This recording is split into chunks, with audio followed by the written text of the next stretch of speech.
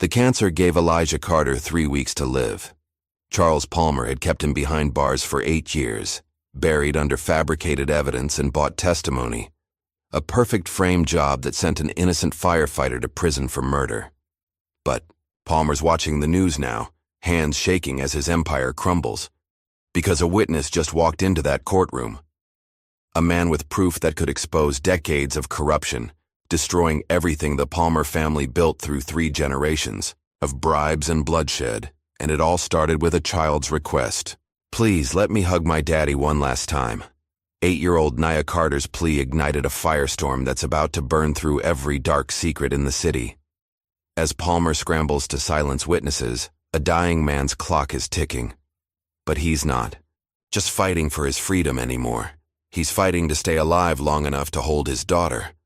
Sometimes the deadliest threat isn't the one you're watching for. Sometimes it's the innocent wish of a child that brings down an empire built on lies, and Charles Palmer is about to learn why. Just before we get back to it, I'd love to know where you're watching from today, and if you're enjoying these stories. Make sure you're subscribed because tomorrow's special episode is one you definitely don't want to miss. The harsh fluorescent lights of the prison infirmary cast long shadows across Elijah Carter's gaunt face as another violent cough racked his body. His cellmate Darnell Williams leaned forward in his plastic chair, concern etched deep in his weathered features. "Easy now, brother. Easy," Darnell murmured, offering Elijah a paper cup of water. "You gotta take it slow." Elijah's hands trembled. As he accepted the cup, his once strong firefighter's grip now weak and uncertain. The water barely soothed his raw throat, but he managed a grateful nod to his friend of 7 years. "You know," Darnell said, trying to keep his voice light, "in all my time here, you're the only man who's made me believe in real innocence." A ghost of a smile crossed Elijah's pale lips. "Lot of good that belief does me now." His words dissolved into another coughing fit, this one bringing spots of red to his handkerchief.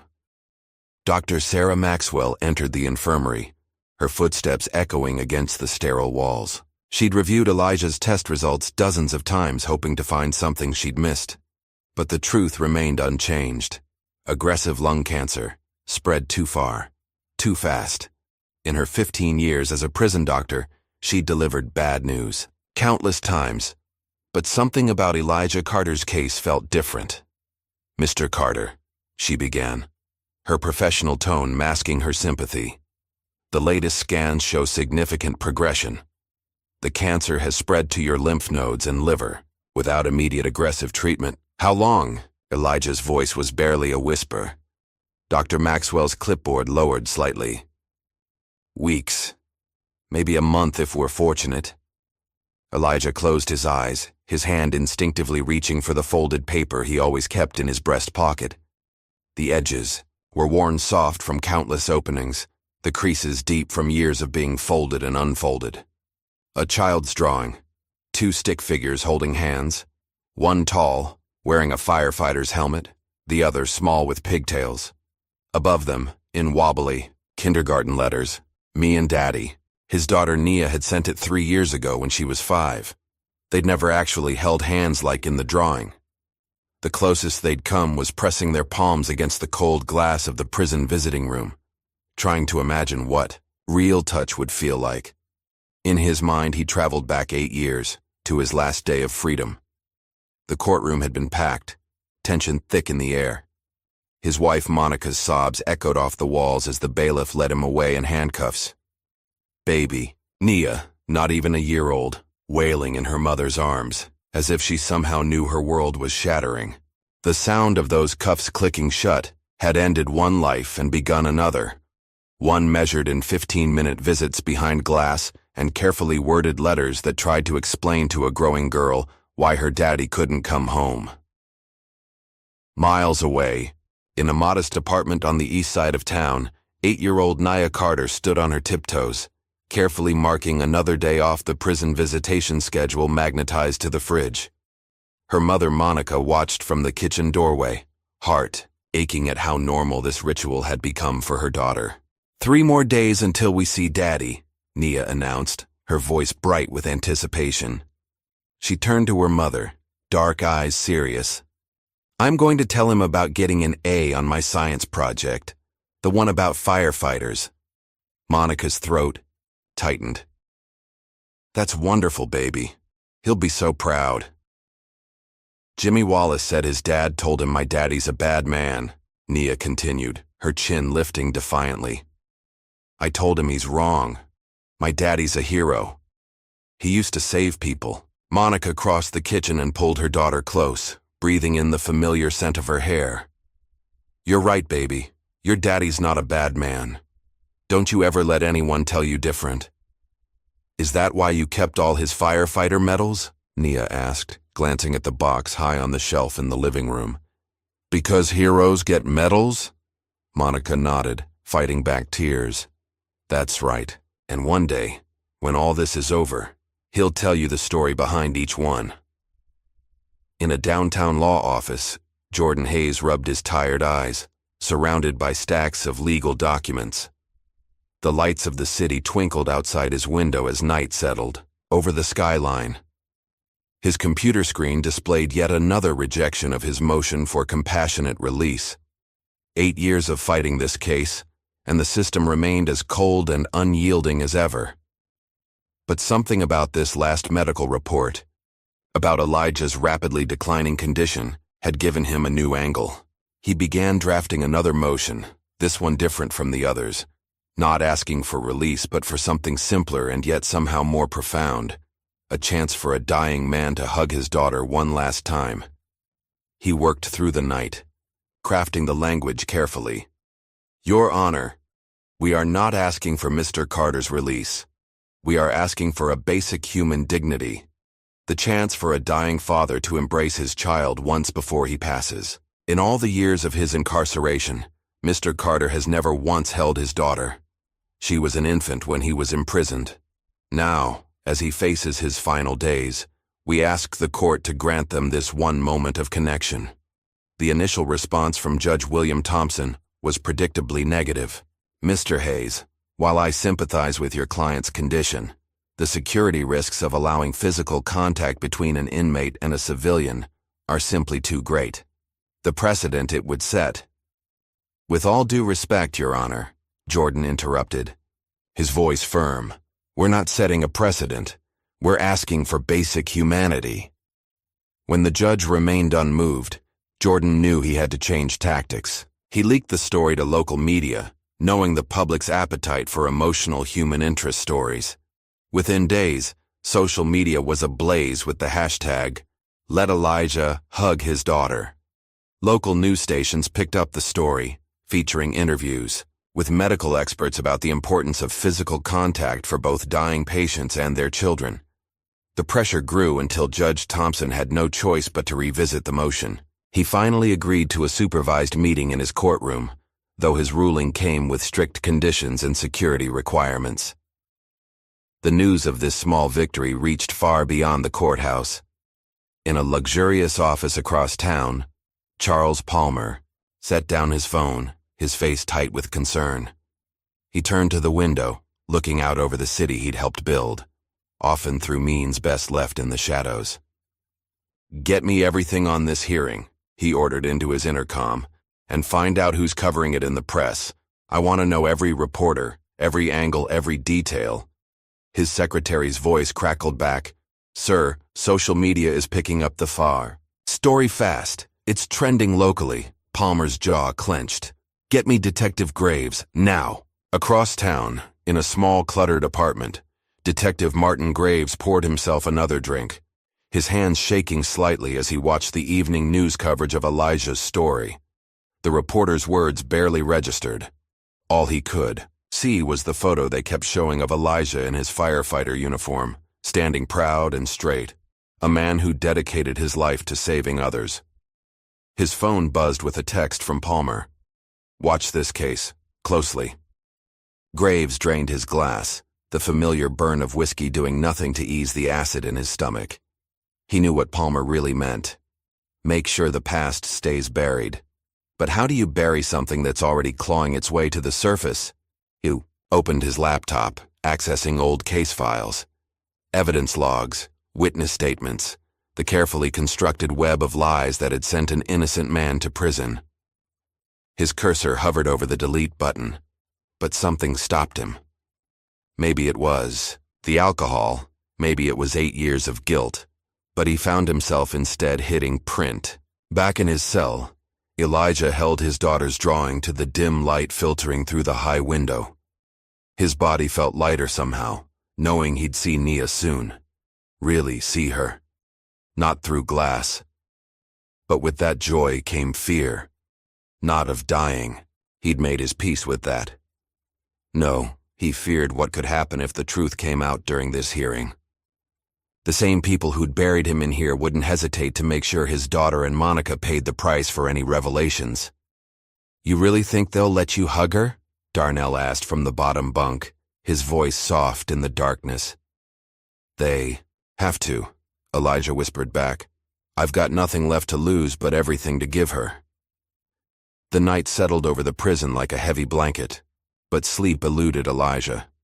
In the darkness, memories of flames and betrayal danced behind his closed eyes, while hopes of one last embrace with his daughter kept his heart beating against all odds. In the Palmer Building downtown, Charles Palmer sat in his dark office, phone pressed to his ear. "Make sure our friends in the media understand the sensitivity of this situation. We don't need anyone digging too deep into old cases." "And if they do?" the voice on the other end asked. "Then remind them how their mortgages get paid." Palmer's voice was cold. "This story needs to stay focused on the dying father angle, nothing else." Detective Graves sat in his living room, surrounded by printed case files, each page a reminder of the lies he'd helped build. His phone buzzed again. Palmer, demanding updates. He ignored it, instead picking up a photo of Elijah with his firefighting unit. They were all smiling, arms around each other's shoulders, brothers in all but blood. How had it come to this? In her bedroom across town, Nia sat at her small desk, carefully drawing another picture for her father. This one showed them in a garden, holding hands under a bright sun. No glass walls, no prison uniforms, just a father and daughter together. She added a heart in the corner and wrote, "I love you, Daddy," in her best handwriting. Monica watched from the doorway, her heart breaking all over again. "Time for bed, sweetheart." "Just one more minute," Nia pleaded. "I want to make it perfect for Daddy." "It already is perfect," Monica assured her, moving to kiss the top of her head. "Just like you." As Nia climbed into bed, she clutched her stuffed Dalmatian, a gift from her father before everything changed.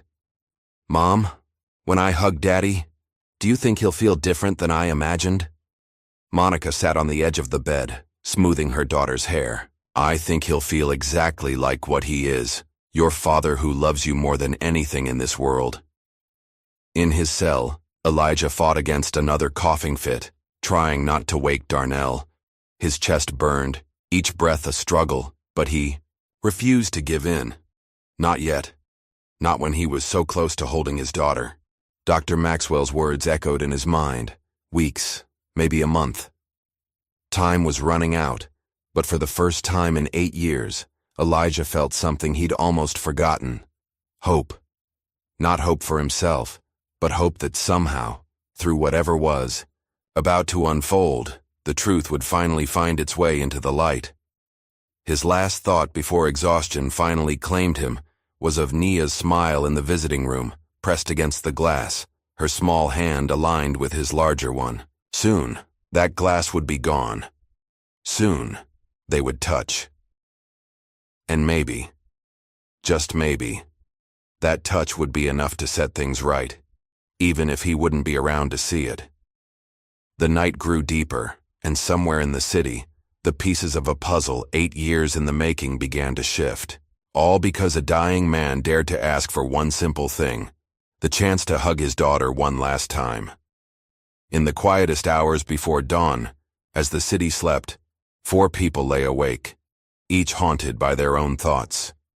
Elijah, clutching his daughter's drawing like a lifeline. Nia, dreaming of her father's embrace.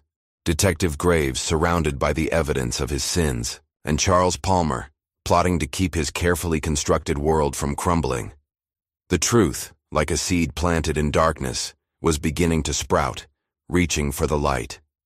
And soon, a simple request for a father's embrace would shake the foundations of power and expose the lies that had destroyed an innocent man's life. 8 years ago, the courthouse buzzed with tension as Elijah Carter stood before Judge Thompson, his orange jumpsuit a stark contrast to the crisp suits of the prosecution team. His hands, calloused from years of gripping fire hoses and carrying victims to safety, were now bound by cold metal handcuffs. District Attorney Robert Wilson paced before the jury, his voice dripping with practiced indignation. Ladies and gentlemen of the jury, what you'll hear today is the story of a man consumed by bitterness, a firefighter who betrayed everything his uniform stood for. Elijah's heart pounded as he watched the faces of the jurors. Some avoided his gaze, others stared with open hostility. In the gallery, his pregnant wife Monica sat clutching her swollen belly, their unborn daughter kicking beneath her hands as if sensing the gravity of the moment. The evidence will show, Wilson continued, that on the night of March 15th, Elijah Carter deliberately set fire to the Palmer Industries warehouse, resulting in the death of fellow firefighter Leon Palmer. Not just any firefighter, but the brother of Charles Palmer, one of our city's most respected businessmen. The prosecution's case unfolded like a well-rehearsed play. Photo after photo flashed across the screen. The charred remains of the warehouse, close-ups of gasoline traces, and most damaging of all, security camera stills showing a figure that could have been Elijah near the building that night. Your Honor, Wilson announced, I call Mrs. Sarah Palmer, widow of Leon Palmer, to the stand. Sarah Palmer approached the witness box, dressed in elegant black, her grief perfectly presented for the jury. Her hands trembled as she dabbed at key, her eyes with a tissue. Mrs. Palmer, Wilson began softly, please tell the court about your husband's last interaction with the defendant. Sarah's voice quavered. 2 weeks before the fire, I heard them arguing outside the firehouse. Elijah was screaming at Leon, saying he'd regret crossing him, that he'd make him pay. She pointed a shaking finger at Elijah. Those were his exact words. You'll pay for this. Elijah gripped the defense table, his knuckles white. The argument, she described, had never happened. Leon had been his friend, his brother in the department. They'd saved lives together, trusted each other with their very breath in burning buildings. His court-appointed defense attorney, Mark Stevens, barely looked up from his papers. The man had spent less than an hour preparing for this case, treating it like just another number in his overwhelming caseload. Mrs. Palmer, Stevens asked during cross-examination, his questions half-hearted at best. Are you certain about the date of this alleged argument? Objection, badgering the witness. Wilson called out. Sustained, Judge Thompson ruled without hesitation. Stevens sat down, not even attempting to challenge Sarah's testimony further. Elijah felt his chances of justice slipping away with each passing moment. In the back of the courtroom, Charles Palmer sat watching the proceedings with calculated interest. His presence alone seemed to cast a shadow over the proceedings. Even the bailiff stood straighter when he entered the room. Outside the courthouse during a recess, Detective Martin Graves met Charles Palmer in the parking garage, away from prying eyes. Their voices echoed off the concrete walls. Everything's taken care of, Graves reported, passing Palmer a manila envelope. The security footage from the gas station across the street, the one that would have shown Carter was nowhere near the warehouse that night, has been permanently lost. Palmer nodded, sliding the envelope into his briefcase. And the witness who saw someone else that night? Convinced him his memory might be playing tricks on him, Graves replied, avoiding Palmer's eyes. Amazing how clear things become when someone's facing their own legal troubles. Back in the courtroom, the prosecution called a parade of witnesses. Each testimony seemed to add another nail to Elijah's coffin, each story more damning than the last. Fire investigator James Roberts took the stand, pointing to diagrams and chemical analysis reports. The fire's point of origin shows clear signs of accelerant use. The burn patterns are consistent with an experienced firefighter's knowledge of how to cause maximum damage. And in your expert opinion, Wilson pressed, could this have been an accidental fire? Absolutely not, Roberts declared. This was intentionally set by someone who knew exactly what they were doing. From his seat, Elijah watched his fellow firefighters in the gallery. Men and women he'd worked alongside for years now sat silent, their faces masks of uncertainty. Only Thomas Baker, his oldest friend in the department, met his eyes with a look of doubt. During another recess, Thomas approached Elijah's defense table. Something's not right about all this, Elijah.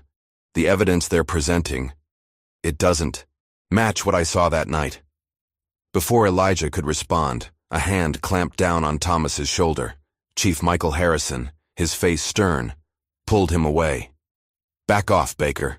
Don't make this worse than it already is.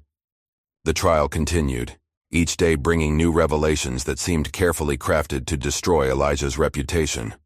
Wilson painted a picture of a man driven by jealousy over Leon Palmer's recent promotion, a man who'd lost his moral compass. My defendant, Wilson proclaimed, had applied for the same position as Leon Palmer 3 times.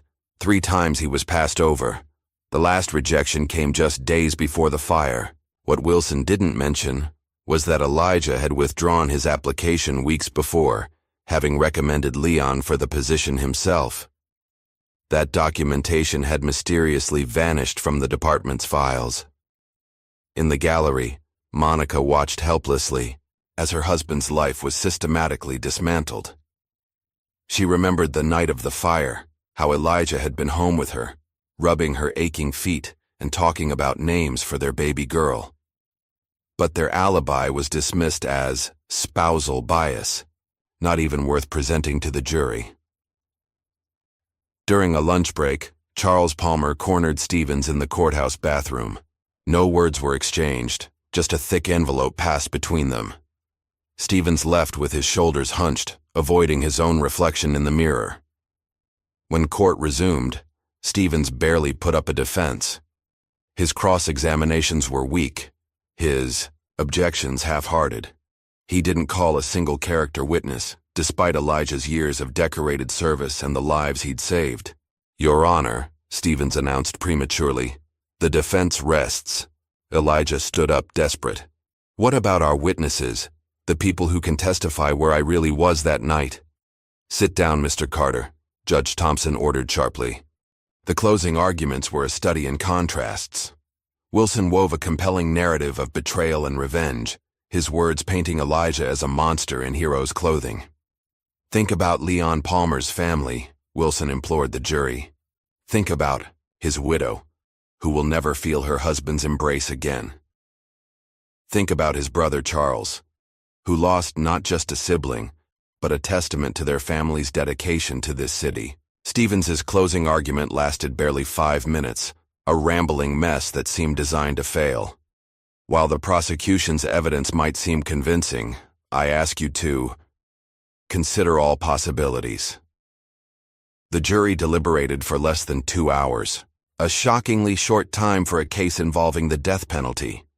Elijah's heart sank when he saw their faces as they filed back in. He knew before the foreman spoke. On the charge of first-degree arson, we find the defendant guilty. On the charge of first-degree murder, we find the defendant guilty. The words fell like hammer blows in the silent courtroom. Monica's sob pierced the air, and baby Nia, sensing her mother's distress, began to wail. The sound of his daughter's cries would haunt Elijah's dreams for years to come. Judge Thompson's voice was cold as he delivered the sentence. Elijah Carter, this court sentences you to life imprisonment without the possibility of parole. As the bailiffs led him away, Elijah caught one last glimpse of his wife cradling their daughter, of Charles Palmer's satisfied smirk, of his fellow firefighters looking away in shame. The doors closed behind him, sealing him into a nightmare that would last 8 long years. That night, in his temporary cell awaiting transfer, Elijah lay on his bunk, trying to make sense of how thoroughly his life had been destroyed. Down the hall, he could hear other inmates shouting, but all he could think about was Monica and their baby girl. Meanwhile, in an upscale restaurant across town, Charles Palmer raised a glass with Detective Graves. "To justice served," Palmer said, his smile never reaching his eyes. Graves took a long swallow of whiskey, trying to drown the image of Elijah's face as the verdict was read. "What about Baker?" He seemed ready to make trouble. "Leave Thomas Baker to me," Palmer assured him. "Everyone has their price, or their pressure point." The next morning, Thomas Baker arrived at the firehouse to find his locker cleaned out. Chief Harrison delivered the news personally: early retirement, effective immediately, with a generous pension package.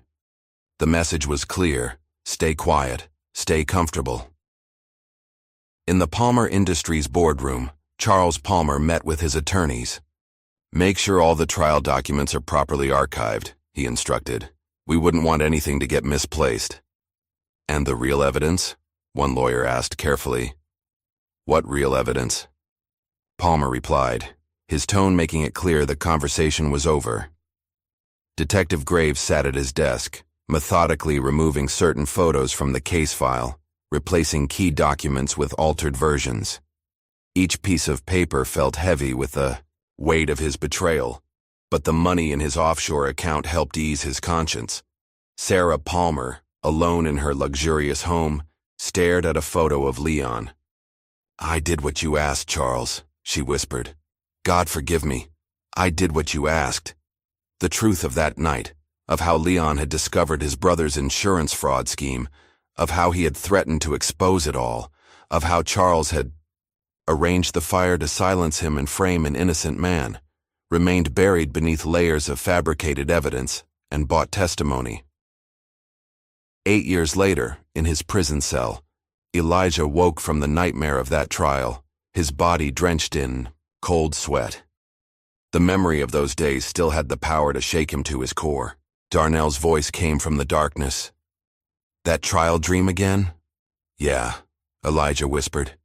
"But something's different this time. With this hearing coming up, with Nia being allowed to be close to me, I can't help feeling like maybe the truth has a chance."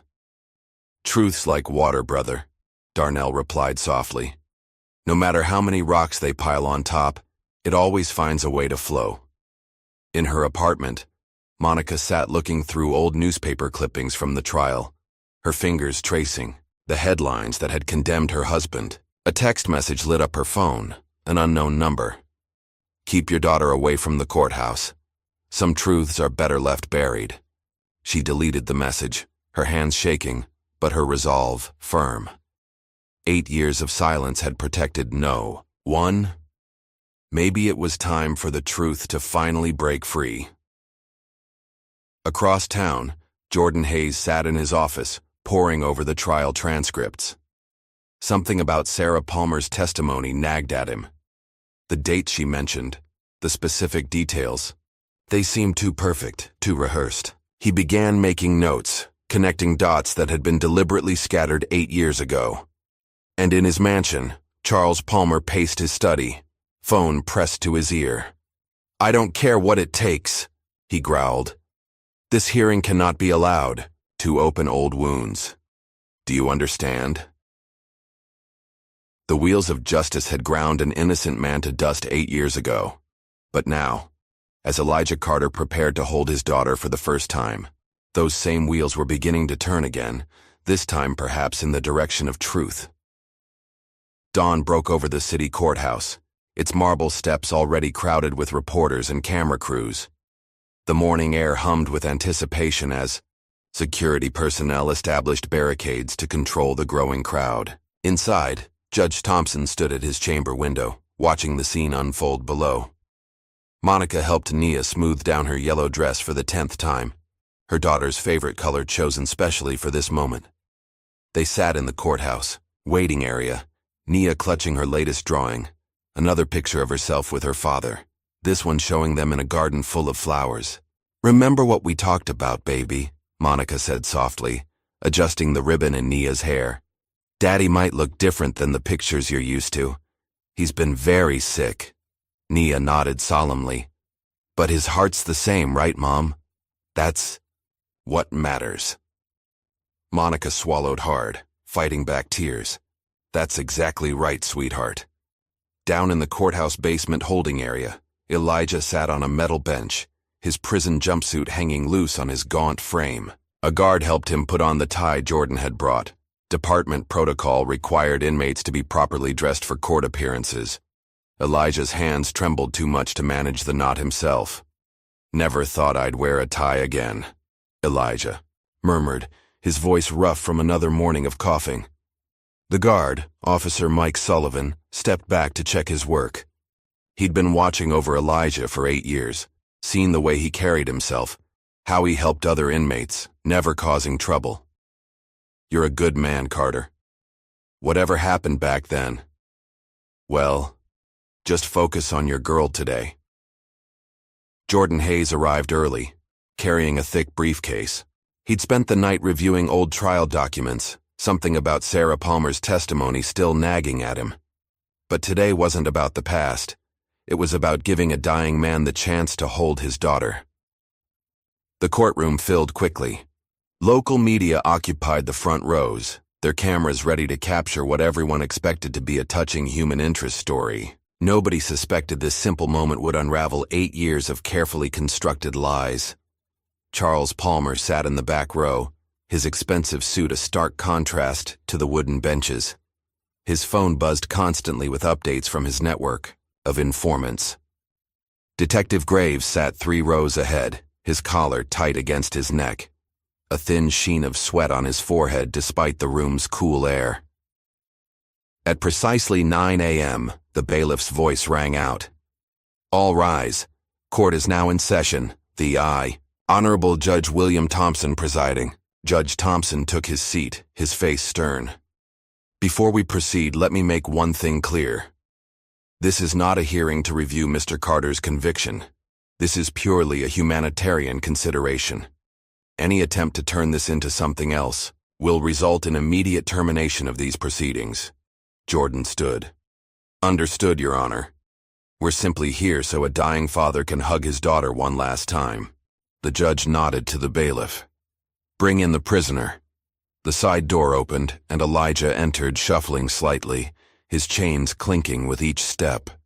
A collective gasp rippled through the courtroom. Even those who'd expected him to look unwell were shocked by his appearance. 8 years of imprisonment and disease had carved deep hollows in his cheeks, turned his once strong frame fragile. Monica's hand tightened around Naya's as her daughter took in her father's appearance for the first time, without glass between them. But Nia showed no fear, no hesitation. Her eyes remained fixed on Elijah's face, seeing past the ravages of time and illness to the father she'd always known was there. "The court will now allow the approved contact between Mr. Carter and his daughter," Judge Thompson announced. "Officers, please remove the defendant's restraints." 2 guards approached Elijah, methodically removing his handcuffs and ankle chains. The metal clanked against itself, the sound echoing in the hushed courtroom. Elijah rubbed his wrists, looking smaller somehow without the restraints that had defined his existence for so long. "Naya Carter," the judge called, his voice softening slightly. "You may approach your father." Nia stood, smoothing her yellow dress one last time. She looked up at Monica, who gave her an encouraging nod. The little girl took a deep breath and stepped into the aisle. The distance between the gallery and where Elijah stood seemed enormous to her small legs. Each step echoed on the polished floor as she walked toward the father she'd only known through glass and letters. The entire courtroom held its breath, cameras clicking softly, capturing each moment. Elijah sank to one knee, his body trembling with the effort to stay upright, his arms opening to his daughter. Tears streamed freely down his face as he watched his little girl approach, no longer the infant he'd last held, but a beautiful, brave child who'd grown up without him. "Daddy," Nia whispered as she reached him, her voice carrying in the silent courtroom. "My baby girl," Elijah choked out, his arms wrapping around her as she threw herself into his embrace. The moment their bodies connected, 8 years of separation shattered. Elijah pulled her close, breathing in the scent of her hair, feeling the warmth of her small body against his chest. Nia's arms wrapped around his neck, holding on as if afraid he might disappear again. "I knew you weren't bad, Daddy," she whispered against his shoulder. "I always knew." Elijah's body shook with silent sobs as he held his daughter, one hand cradling the back of her head, the other wrapped protectively around her small frame. "I love you so much, baby girl. So much." In the gallery, Monica pressed her hand to her mouth, tears flowing freely as she watched father and daughter finally embrace. Around her, even hardened reporters dabbed at their eyes, their cameras temporarily forgotten. "I made this for you," Nia said, pulling back slightly to show Elijah her drawing. "See, it's us in a garden. Because gardens are pretty and sad places, shouldn't be where daddies and daughters meet." Elijah took the drawing with trembling hands, his tears falling onto the colorful paper. "It's beautiful, sweetheart, just like you." In the back of the courtroom, Charles Palmer shifted uncomfortably, his eyes darting to the exit. Something about this scene, about the raw truth of a father's love for his daughter, seemed to be affecting even his carefully maintained composure. Detective Graves couldn't tear his eyes away from the reunion. 8 years of drinking hadn't managed to drown the guilt of what he'd done, and now, watching this moment, he felt the weight of his betrayal more heavily than ever. "You look different than your pictures," Nia said softly, touching Elijah's hollow cheek. "But your eyes are the same. They're still kind." Elijah caught her small hand in his, pressing a kiss to her palm. "Being away from you made me sick, baby. But seeing you makes everything better." "Then I'll visit more," Nia declared with a child's simple logic. "Every day if they let me. I'll make you better, Daddy." The sound that escaped Elijah's throat was somewhere between a laugh and a sob. He pulled her close again, knowing his time was running out, trying to memorize every detail of this moment. The feel of her in his arms, the sound of her voice without glass between them, the way she fit perfectly against his heart, as if she'd never been gone. Just then, a commotion erupted at the back of the courtroom. A man burst through the doors, his clothes disheveled, his eyes wild with urgency. "Stop!" he shouted. "I have proof! Elijah Carter is innocent!" The courtroom erupted in chaos. Judge Thompson banged his gavel repeatedly. "Order! Order in this court!" Security officers moved toward the man, but he held his ground. "My name is Andre Lewis. I know who really set that fire. I know why Leon Palmer really died." Elijah instinctively pulled Nia closer, shielding her from the chaos. Monica rushed forward to collect their daughter, but Nia clung to her father, refusing to let go. Charles Palmer stood abruptly, his face ashen.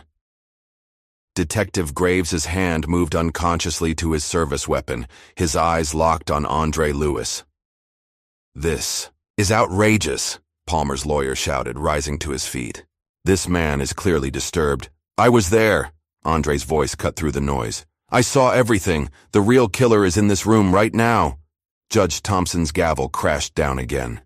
"Silence! Mr. Lewis, approach the bench immediately." Everyone else remained seated. Andre Lewis walked forward, his steps steady despite the tension in the room. He carried a worn leather satchel, clutching it like it contained something precious. "Your Honor," Jordan Hayes stood quickly. "Given this development, I move for—" "Mr. Hayes," the judge interrupted sharply. "This was meant to be a supervised visit, nothing more. However—" He paused, looking at Andre Lewis, then at Elijah still holding his daughter. "Given the nature of these allegations and Mr. Carter's condition, I will hear what Mr. Lewis has to say. In chambers." Charles Palmer's voice rang out. "Your Honor, this is highly irregular." "So is sending an innocent man to prison, Mr. Palmer," Andre shot back, his voice steady, despite the trembling in his hands. The judge's gavel came down one final time. "Enough, Mr. Lewis, my chambers. Mr. Hayes, Mr. Wilson, you'll join us. Officers, please escort Mr. Carter back to holding.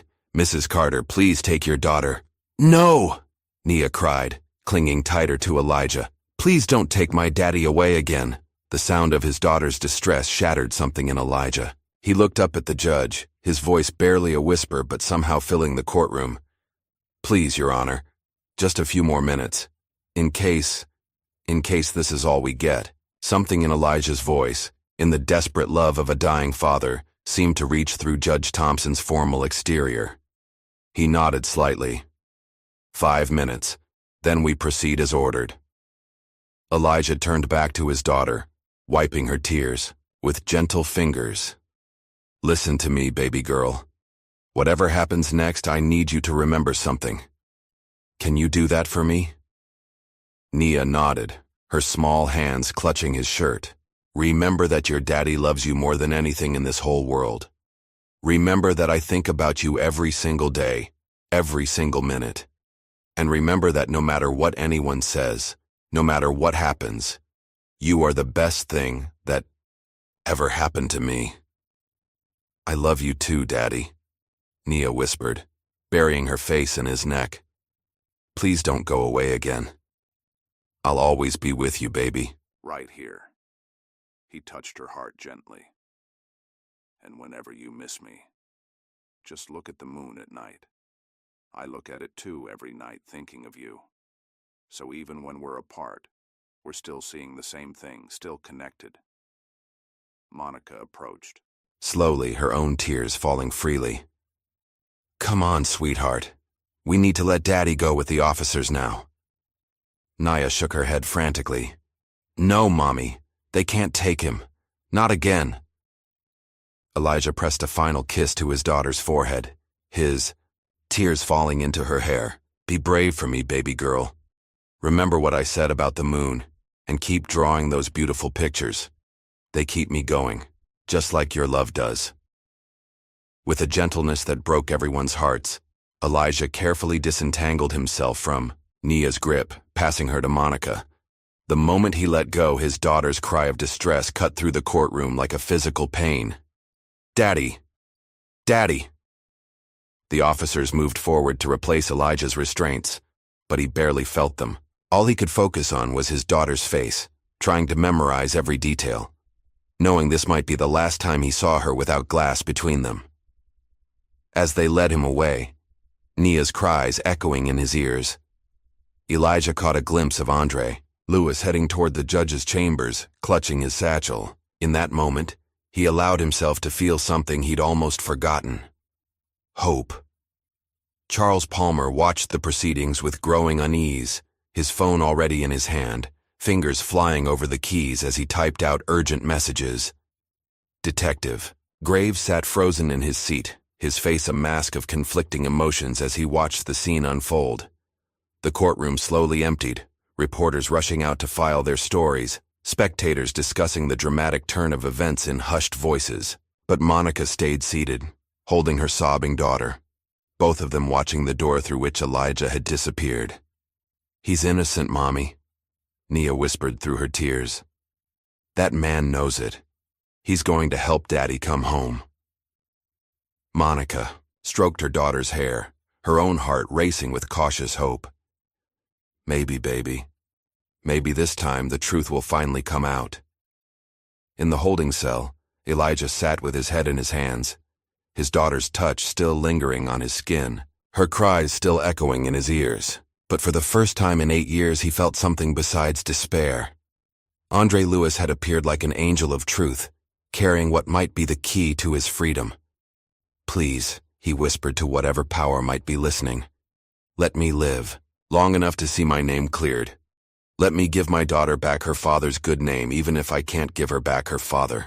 The sound of his coughing echoed off the concrete walls, but this time, he fought against it with renewed strength.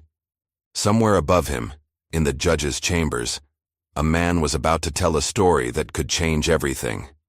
And in the courtroom, a little girl in a yellow dress sat with her mother, holding on to hope with the pure, unshakable faith of a child who knew, deep in her heart, that her daddy was a hero.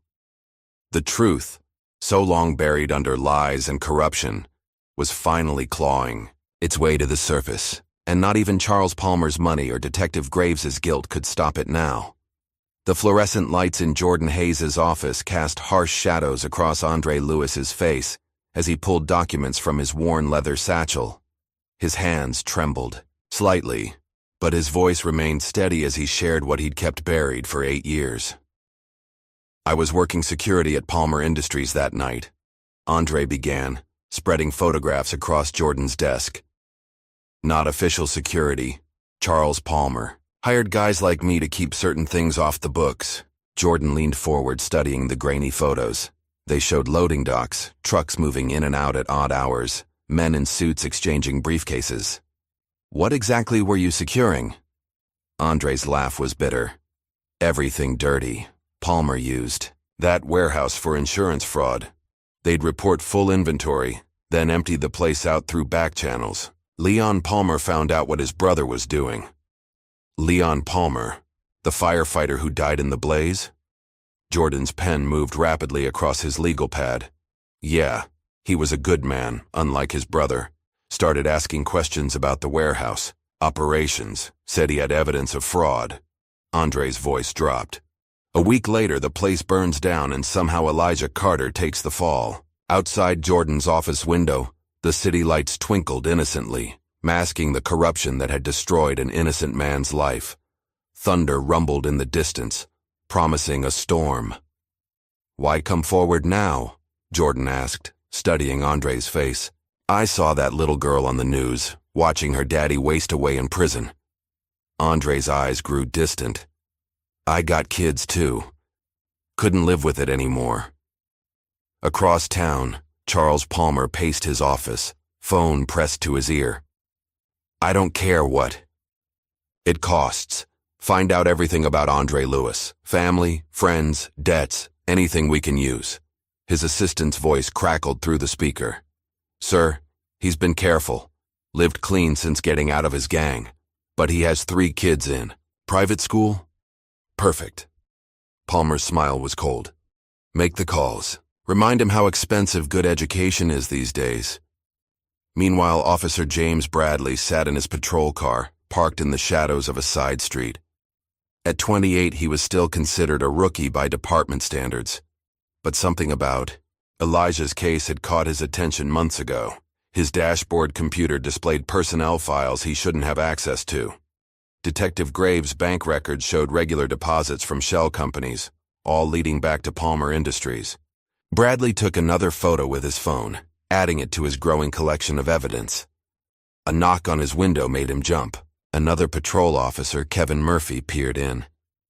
Kinda late for paperwork, isn't it, Bradley?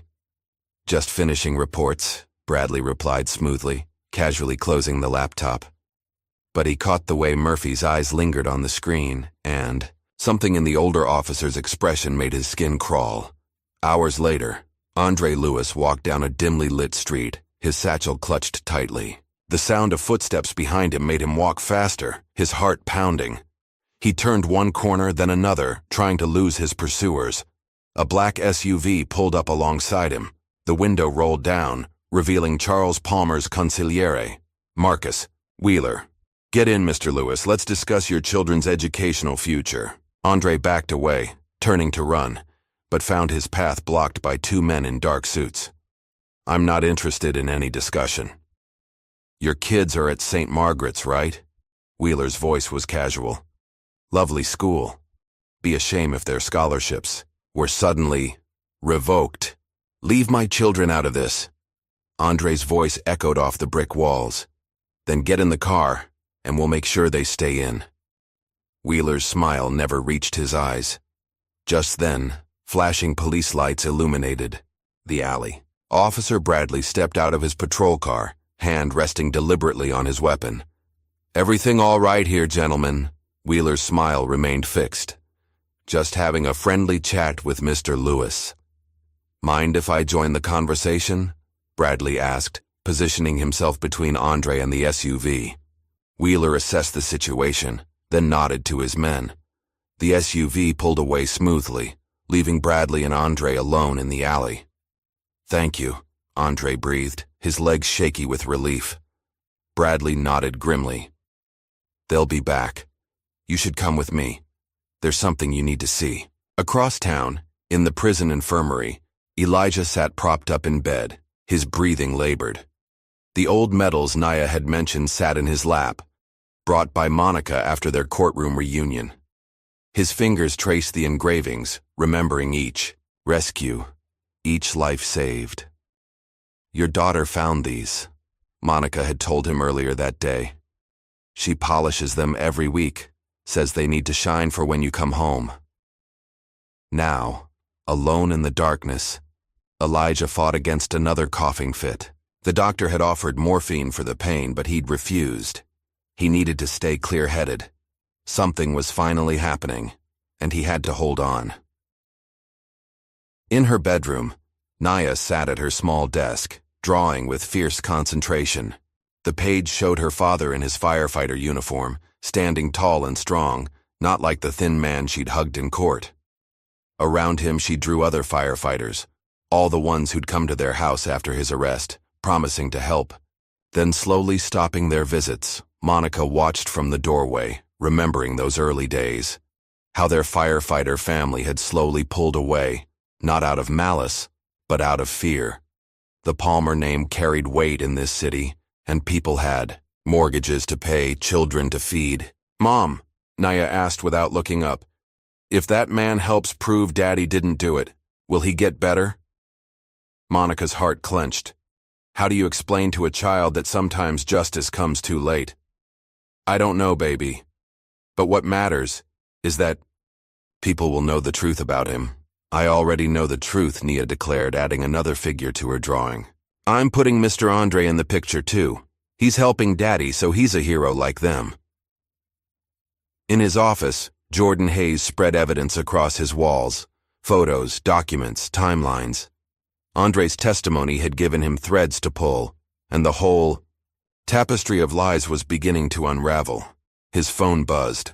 A text from Officer Bradley. "Need to meet. Have more evidence. Doesn't look good for Graves." Jordan typed back quickly. "My office. 1 hour. Bring everything." Before Bradley could respond, another message came through, this one from an unknown number. "Back off the Carter case, or start planning your funeral." Jordan took a photo of the threat, then deleted the message. 8 years ago, threats like these had scared people into silence. Not this time. Officer Bradley's patrol car cut through the night, Andre Lewis in the passenger seat, a laptop balanced. On his knees. The screen showed surveillance footage, grainy but clear enough to see Detective Graves meeting with Charles Palmer the night before the warehouse fire. "I've been collecting evidence for months," Bradley explained. "Started after I saw Elijah's daughter visiting him. Something about the way he was with her didn't match what his file said about him. Palmer's got people everywhere," Andre warned. "Even in the department." Bradley nodded grimly. "I know. That's why we're taking back roads to Hayes's office. Less chance of..." Headlights suddenly flooded their car from behind. Bradley checked his rearview mirror, his grip tightening on the wheel. "Hold on." The pursuing vehicle accelerated, ramming their back bumper.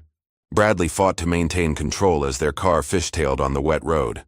Andre clutched the laptop, protecting their evidence as Bradley executed a precision turn down a side street. "They're trying to run us off the road," Andre shouted, as another impact rocked their vehicle. Bradley's training kicked in.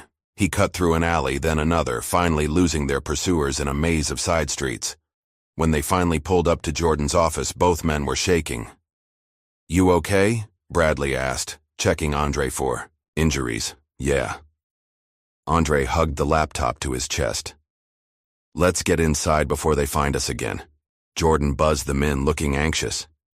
"You're late. I was about to..." He stopped, seeing their expressions. "What happened?"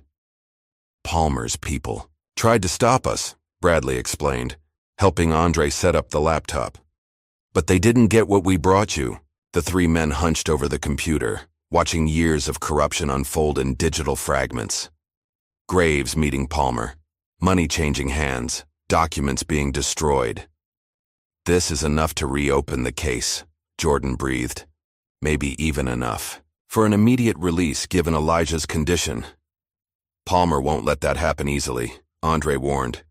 "He's already threatened my kids." Jordan's face hardened. "Then we protect them. All of them. I know people. Former clients who owe me favors. U.S. Marshals, FBI agents. Give me an hour. While Jordan made calls, Bradley and Andre continued piecing together evidence. The picture they assembled was devastating. Systematic corruption reaching into every corner of city government, all protecting the Palmer family's criminal empire. Look at this. Bradley pointed to a document. The fire inspector who testified against Elijah. He bought a vacation home 3 months later, way above his pay grade. And here, Andre added, pulling up bank records. The judge's brother-in-law suddenly got a cushy job at Palmer Industries right after the conviction. Jordan returned, looking grimly satisfied. I've arranged protection for both your families. U.S. Marshals are moving them to safe locations now, and I've made copies of everything, stored in multiple secure locations. What about Elijah's family? Bradley asked. Already done. Monica and Nia are being moved tonight. I have people I trust watching them. As if on cue, Jordan's phone rang. Monica's number. They're here, she said without preamble.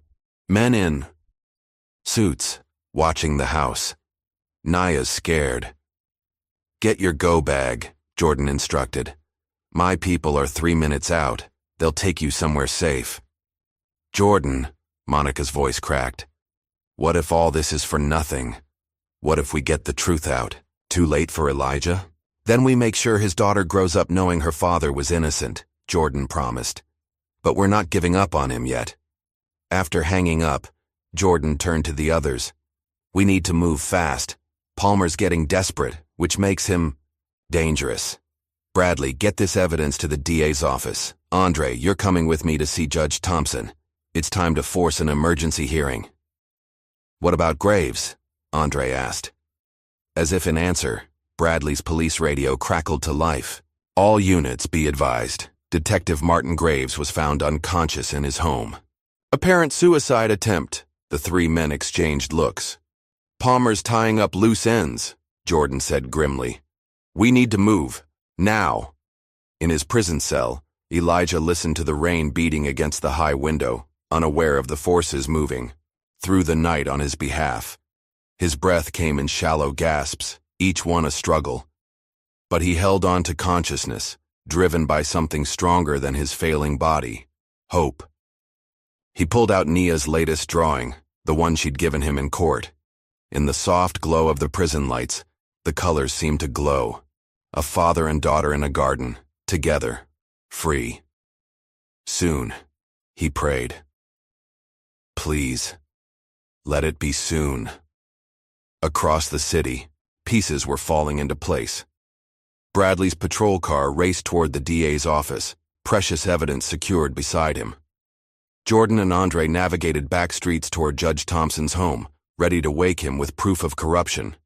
And Monica held Nia close in the back of an unmarked car, trusting strangers to take them to safety while the truth fought its way into the light.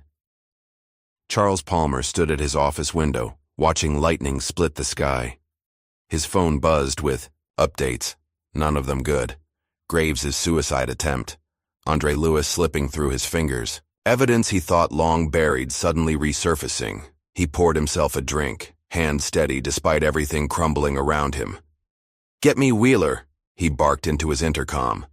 Tell him to use whatever resources necessary. This ends tonight. Dewey.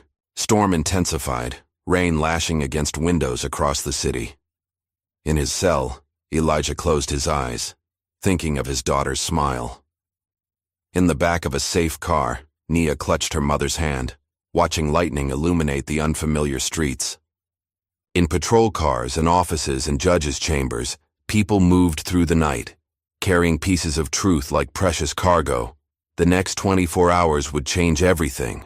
The only question was whether Elijah Carter would live long enough to see justice done. The morning sun cast long shadows across the courthouse steps where Nia sat alone, her small fingers tracing the edges of her latest drawing. The sketch showed her father as she remembered him from their embrace, thin and tired, but with eyes full of love. She'd spent hours getting those eyes just right, wanting to capture the way he'd looked at her when they finally held each other. I'll fix everything, Daddy, she whispered to the paper, her voice barely audible above the city noise. I promise. Inside the safe house where they'd spent the night, Monica watched her daughter through the window, her heart aching. The U.S. Marshals had brought them here after the threats began, but Naya had insisted on coming to the courthouse.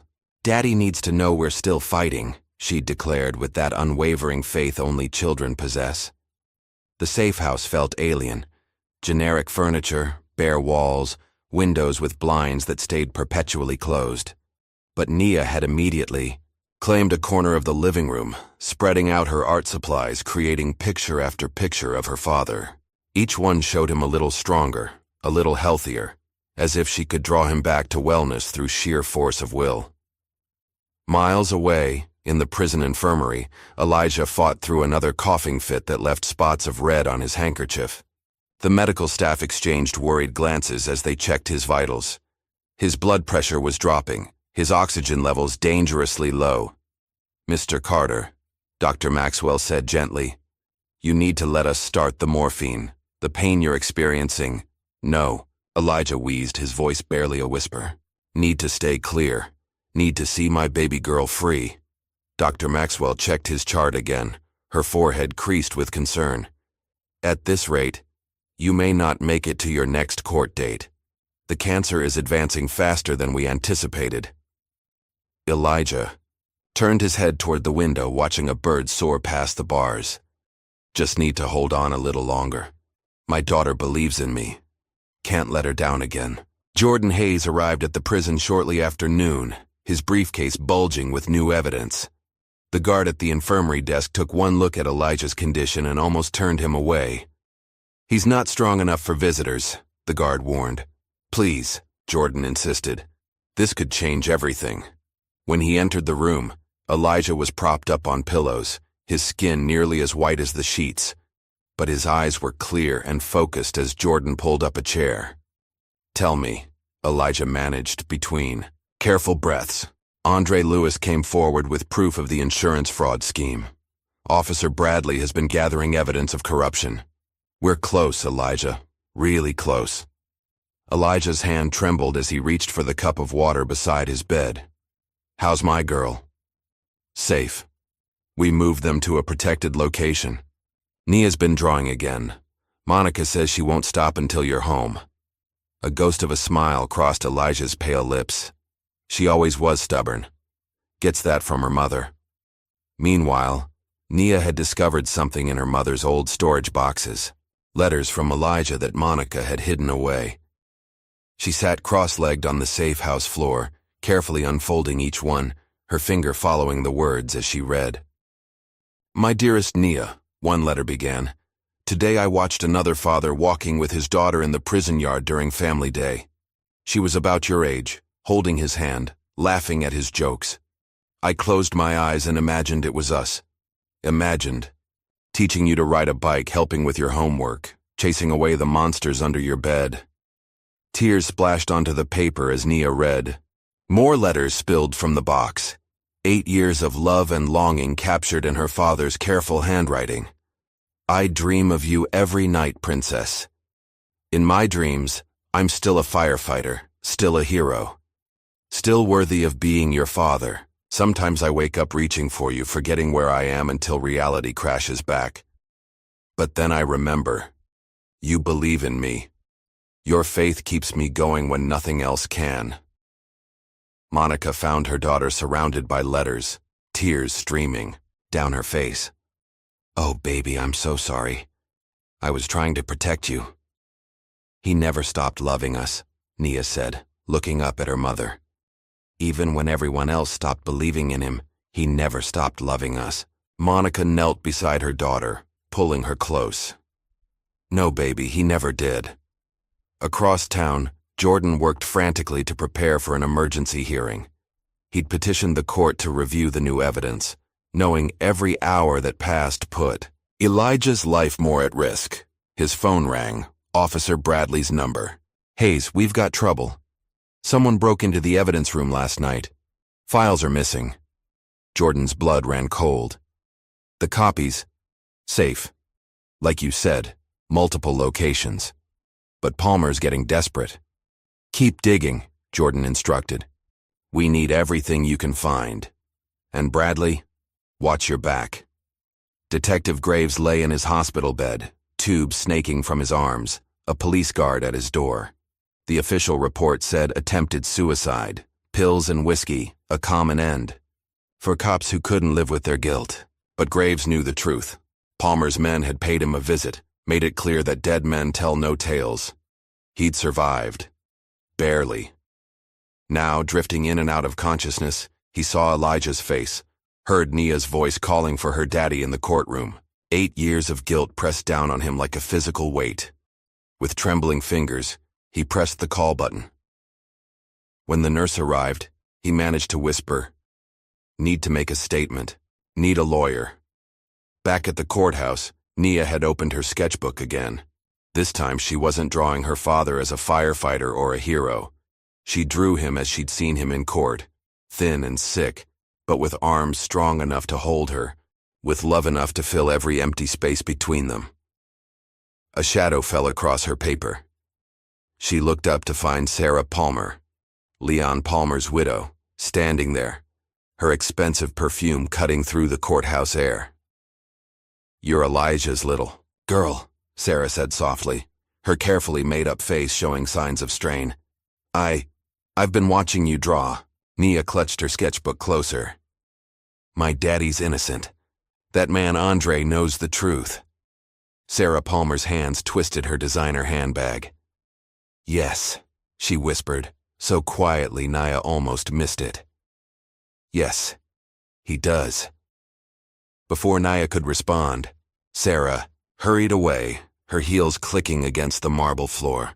But she'd dropped something, a small USB drive that gleamed dully in the afternoon light. Nia picked it up, studying it carefully, before tucking it into her pocket. When Jordan arrived to check on her an hour later, she pressed it into his hand without a word. Jordan plugged the drive into his laptop that evening, his office dark except for the blue glow of the screen. What he found made his hands shake. Security camera footage from the night of the fire, emails between Charles and Leon Palmer discussing the insurance fraud, proof that Sarah Palmer had been coerced into testifying falsely. That little girl, Sarah Palmer's voice shook in a video confession recorded that morning. She sits there drawing her father with such love, such faith. "I can't let another child lose their father because of Palmer family lies. Leon would never have wanted this." In the prison infirmary, Elijah's condition deteriorated rapidly. His breathing became more labored, his periods of consciousness shorter. During one lucid moment, he grabbed Dr. Maxwell's hand. "Promise me," he gasped. "If I don't make it, tell my daughter I fought to stay. Tell her I never gave up." Dr. Maxwell blinked back tears. "Tell her yourself, Mr. Carter. Just hold on a little longer." But time was running out. Charles Palmer knew it too, watching the news coverage of Elijah's case with growing concern. His phone hadn't stopped ringing. Investors pulling out, politicians distancing themselves, journalists asking uncomfortable questions. "Sir," his assistant interrupted his dark thoughts. "Detective Graves is awake. He's asking for a lawyer." Palmer's fist crashed into his desk. "Take care of it. No loose ends." But it was too late. In his hospital room, Graves was already giving his statement to the district attorney, his words carrying the weight of truth and regret. "I helped frame an innocent man," he confessed, his voice weak but clear. "Charles Palmer orchestrated everything. The evidence tampering, the false testimony, all of it. Leon Palmer discovered his brother's insurance fraud scheme and threatened to expose it. Charles had him killed and pinned it on Carter. Back in the safe house, Nia worked on her most important drawing yet. This one wasn't just for her father. It was for the judge, the jury, anyone who needed to see the truth. She drew the warehouse fire, but not as it had been presented in court. She drew what Andre had described. Men in suits moving boxes. In the night, her Uncle Leon discovering the truth, the real culprits behind her father's nightmare. "Baby," Monica said softly, watching her daughter work. "What are you drawing?" "The truth, Mommy." so everyone can see it the way I do." Monica sat beside her daughter, studying the detailed scene. "When did you get so wise?" "Daddy's letters taught me. He always said the truth is like light. It finds its way through even the smallest cracks." Across the city, that truth was finally breaking free. Sarah Palmer's confession reached the media. Graves's statement sparked a federal investigation. Andre Lewis testified before a grand jury, his children safely tucked away in witness protection. But in the prison infirmary, Elijah Carter fought his hardest battle yet. His body was failing, the cancer spreading faster than anyone had predicted. The doctors worked frantically to stabilize him, knowing that freedom might finally be within reach. "Come on, man," Officer Sullivan urged from beside Elijah's bed. In 8 years of guarding him, he'd never seen an inmate with such dignity, such quiet strength. "Your little girl's waiting for you. Fight harder." Elijah's eyes fluttered open briefly. "Tell Nia," he wheezed, "tell her I'm still fighting. Always fighting." Jordan Hayes raced through legal motions, calling in every favor he'd earned in 20 years of law practice. "We need an emergency hearing," he pleaded with Judge Thompson's clerk. "The man is dying while the truth sits in our hands." The judge, finally presented with irrefutable evidence of corruption, set an emergency hearing for the following morning. But as night fell over the city, no one was certain Elijah would live to see it. In the safe house, Nia refused to sleep. She sat by the window, clutching her father's letters, watching the moon rise over the city. Somewhere out there, her father was watching the same moon, just like he'd promised in court. "Please," she whispered to the night sky, "please let my daddy stay alive. Please let him come home." Monica watched her daughter's vigil, her own prayers echoing her child's. 8 years of separation had taught them both the cost of justice delayed.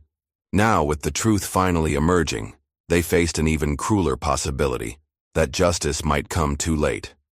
But Nia Carter, 8 years old and unshakable in her faith, kept drawing. Her latest picture showed her father walking out of the prison gates, standing tall and strong again, reaching for her hand. "See, Mommy," she said, holding up the drawing. "This is how our story ends. Daddy comes home and we're a family again." Monica hugged her daughter close, feeling the fierce hope in that small body. "Yes, baby," she whispered into Nia's hair. "That's exactly how our story ends." Outside the safe house, U.S. Marshals kept their vigil, watching for Palmer's men. Inside, a little girl's faith illuminated the darkness, her drawing spreading across the floor like pages from a story still being written. And in his hospital bed, Elijah Carter fought to keep breathing. His daughter's love the only medicine, strong enough to keep his heart beating against impossible odds. Rain pounded against the windows of Jordan Hayes' office as his phone lit up with an unknown number. His finger hesitated over the screen before answering. "Mr. Hayes." The voice was quiet, weathered by years of smoke and guilt. "My name is Michael Richardson. I was a firefighter with Elijah Carter. There's something you need to see." Jordan grabbed his recorder. "I'm listening." "Not over the phone. Meet me at St. Michael's Church in an hour. I have Leon Palmer's personal journal. He knew about his brother's schemes, wrote everything down." The line went dead, leaving Jordan staring at his phone in the darkness. 8 years of searching for proof, and suddenly evidence was emerging from every shadow. He knew it could be a trap, but he couldn't ignore the possibility. He dialed Officer Bradley. "I need backup, St. Michael's Church, 1 hour. Thunder rolled across the city as Jordan navigated the wet streets, wipers fighting against the downpour. His headlights caught glimpses of empty sidewalks, closed shops, a city holding its breath. The church loomed ahead, its Gothic spires reaching into the storm-dark sky. Jordan parked around back, noting Bradley's unmarked car already in position. The young officer nodded from his vantage point, hand resting near his weapon. Michael Richardson waited in the last pew, a leather-bound book clutched in his trembling hands. His firefighter's uniform was worn but clean, his badge polished to a shine that spoke of respect for what it represented. "I should have come forward years ago," Richardson said as Jordan sat beside him. We all should have. But the Palmer name, he shook his head. You don't know what it's like, having that kind of power hovering over your family. I'm learning, Jordan replied quietly. Richardson handed over the journal. Leon started writing everything down when he first suspected something wasn't right at the warehouse. Chemical shipments that didn't match official inventory. Late-night meetings between Charles and known. Criminals. Insurance policies being doubled, tripled. Jordan opened the journal carefully. Leon Palmer's handwriting filled the pages. Neat, methodical observations of his brother's criminal empire. The final entry was dated the day before the fire. Confronted Charles today. He tried to buy my silence. Offered me a share in the operation. When I refused, he reminded me how many people depend on Palmer money. Accidents happen in our line of work, he said, especially to firefighters who don't know their place. But I have to do what's right. Tomorrow I'm taking everything to the DA. Tomorrow never came for Leon Palmer. Instead, flames claimed his life, and an innocent man went to prison. Suddenly headlights flooded the church windows. Richardson's face went pale. They followed me. God help us, they followed me. Jordan shoved the journal into his jacket. Back, door, now! They ran through the church as car doors slammed outside. Bradley's voice crackled over Jordan's phone. 3 vehicles, multiple armed men. Get out now. The first shots shattered the stained glass windows, sending colored shards raining down on the pews. Jordan and Richardson ducked behind a stone pillar as footsteps echoed through the sanctuary. Just give us the journal, Hayes. Marcus Wheeler's voice bounced off the vaulted ceiling. No one needs to die tonight. Bradley's voice came again, urgent. Police response is 3 minutes out. Keep moving. Jordan and Richardson crawled toward the vestry, staying low as more. Shots splintered the wooden pews. They reached the back door just as Wheeler's men breached the side entrance. Split up, Jordan whispered. They'll follow me. I have the journal. Get somewhere safe and call this number. He pressed a card into Richardson's hand. U.S. Marshals. They're protecting witnesses. Richardson grabbed Jordan's arm. Tell Elijah. Tell him we're sorry. We should have stood by him. More shots rang out. Closer now. The 2 men dove in opposite directions into the rain-soaked night.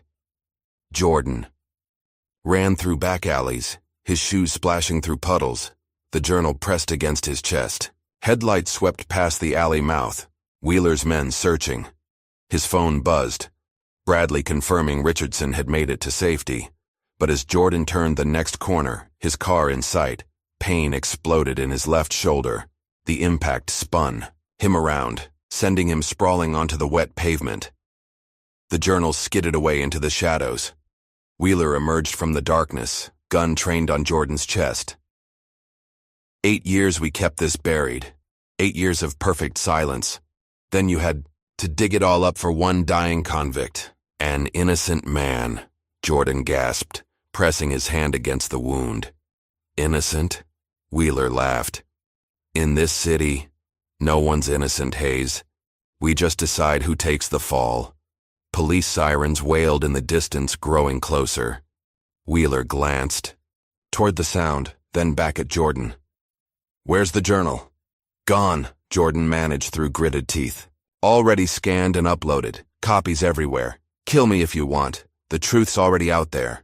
Wheeler's finger tightened on the trigger, just as police lights flooded the alley. Officer Bradley's voice rang out. Drop it. Hands where? I can see them. Wheeler turned, raising his weapon, but Bradley was faster. 2 shots echoed off the wet brick walls. Wheeler crumpled, his gun clattering away. Bus is 2 minutes out, Bradley said, keeping his weapon trained on Wheeler while checking Jordan's wound. You picked a hell of a night to play hero. Jordan managed a weak smile. Had to match the company I keep. Across town, in his penthouse office, Charles Palmer received the news of Wheeler's failure. His carefully constructed world was crumbling, and now Leon's journal had surfaced, the final nail in his coffin. He opened his wall safe, removing passport and bearer bonds. Time to disappear. But as he turned to leave, he found Detective Graves standing in his doorway, pale but upright, hospital ID still on his wrist. Going somewhere, Charles? Palmer's hand moved toward his desk drawer. Martin, shouldn't you be recovering from your accident? Funny thing about guilt, Graves said, his gun already drawn. Sometimes it's stronger than fear, even fear of you. How much? Excuse me? Palmer spread his hands. Money. Everyone has a price, Martin. Name yours. My price. Graves stepped into the office. How about 8 years of sleeping pills that don't work? 8 years of watching an innocent man rot in prison while his daughter grows up without him? How much is that worth? Be reasonable. I've already given my statement to the DA. Federal agents are on their way. It's over, Charles. Palmer lunged for his desk drawer, but Graves put 2 rounds into the wood beside his hand. Don't. For once in your life, face what you've done. When the FBI agents arrived minutes later, they found Charles Palmer sitting in his leather chair, hands folded, defeated. The great puppet master's strings had finally snapped. In the prison infirmary, Elijah Carter fought for each breath as Dr. Maxwell monitored his failing vital signs. The television mounted in the corner played breaking news. Businessman Charles Palmer arrested. Corruption scandal. Wrongful conviction evidence. Elijah's eyes flickered open. My girl. Need to see. Save your strength. Dr. Maxwell urged, adjusting his oxygen. Help is coming. At the safe house, Nia sat with her mother, watching the same news broadcast. Her small hands worked frantically at a new drawing, this one showing her father walking free, Charles Palmer in handcuffs. Is it really happening, Mom? Is Daddy really coming home?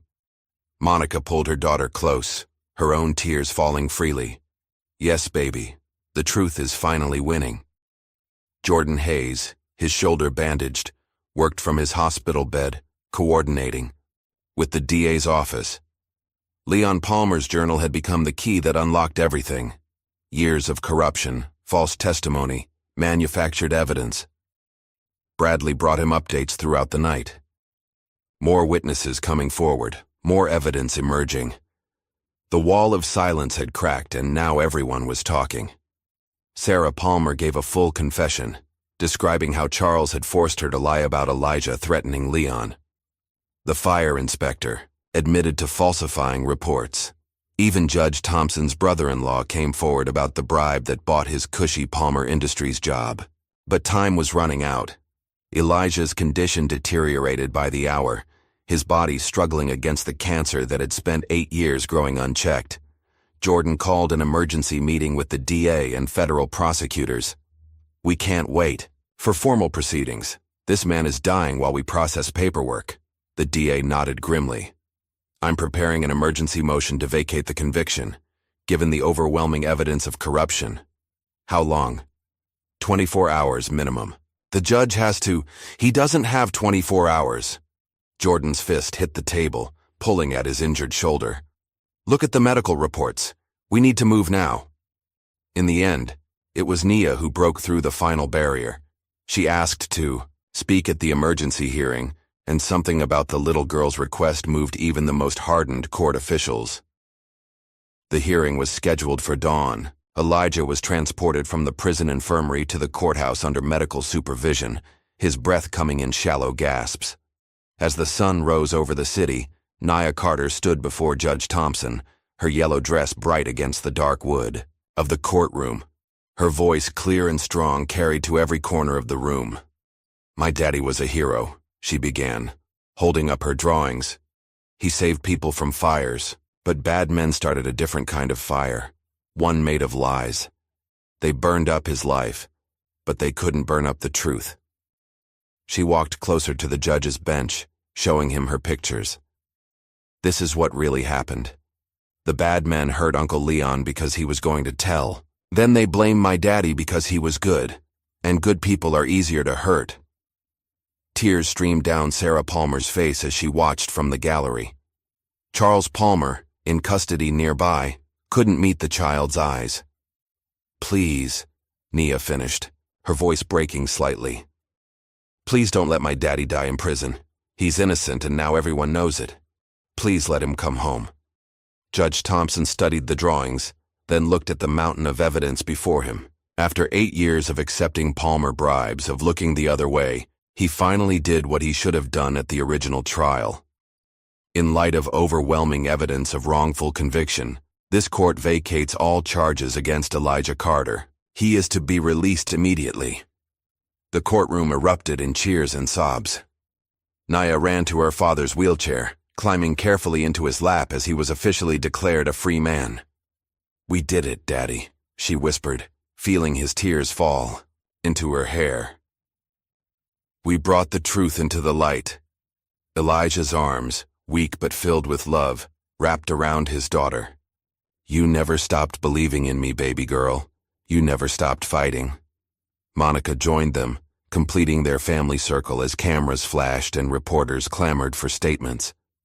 But in that moment, nothing existed except a father holding his daughter, finally free to love her without bars or glass between them. Charles Palmer watched the scene with empty eyes as federal agents led him away. His empire of lies had crumbled, brought down not by federal investigations or witness testimony, but by a little girl's unwavering faith in her father's innocence. Detective Graves, still in his hospital gown, stood with Officer Bradley, watching justice finally prevail.